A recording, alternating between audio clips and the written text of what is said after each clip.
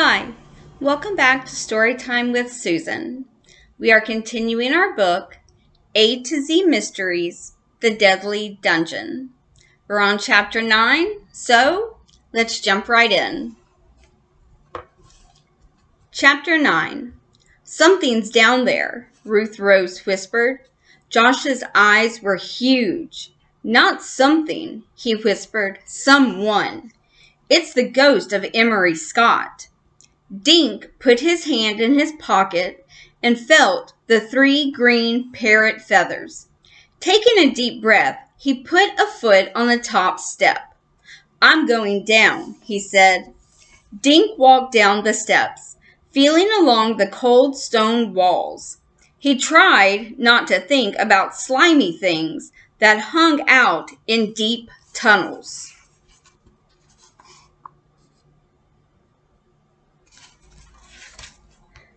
Then his hand touched something square and hard, a light switch.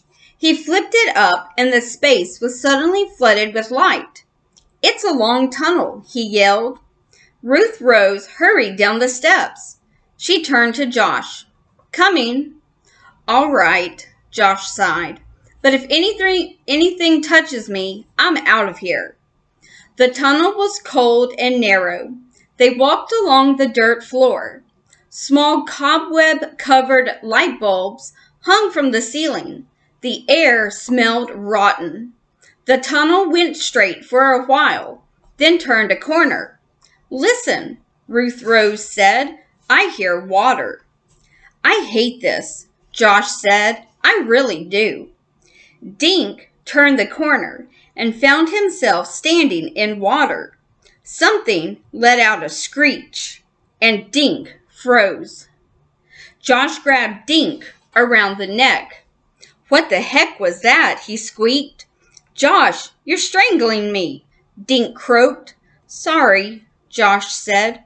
Where are we? Ruth Rose asked. They were standing at the entrance to a cave.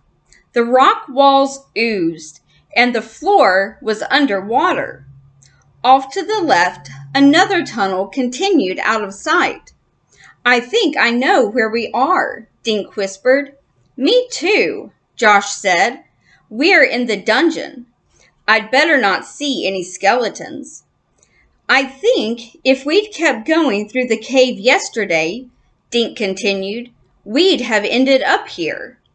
It's one long tunnel, Ruth Rose said, from the playhouse to the ocean. Then something behind them made a loud squawk. Josh jumped, nearly knocking Dink over.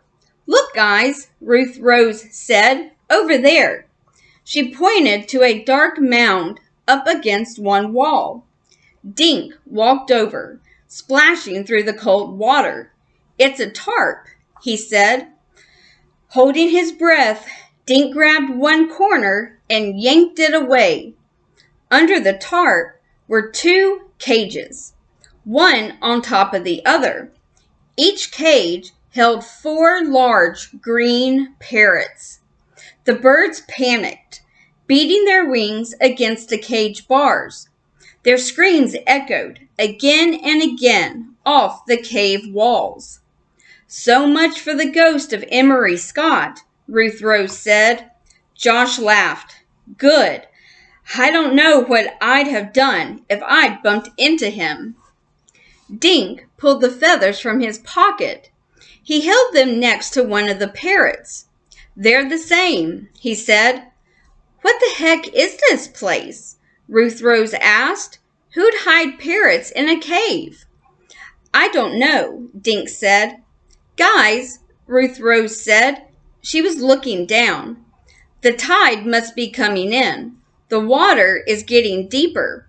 Dink and Josh looked down. The water was up to their ankles. The parrots, Josh said. The bottom cage was getting wet. The parrots shrieked at the rising water. Let's get them outside, Dink said, grabbing the top cage. He lugged it into the dry tunnel. Josh and Ruth Rose took the other cage. They hurried back along the tunnel with the parrots squawking in fear. Dink stopped at the bottom of the stone steps and looked up. "Uh-oh." "What?" Ruth Rose gasped.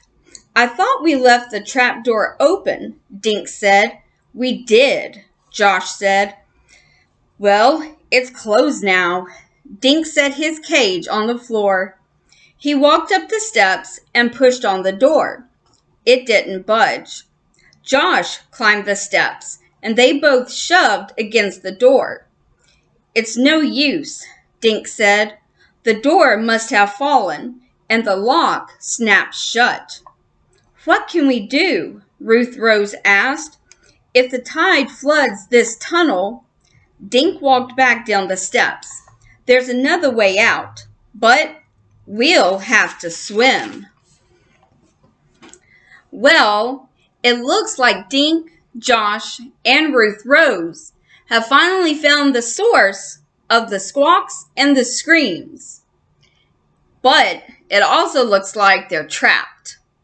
Join me next time in my next video to find out if they find a way out. As always, like and subscribe, and have a good day.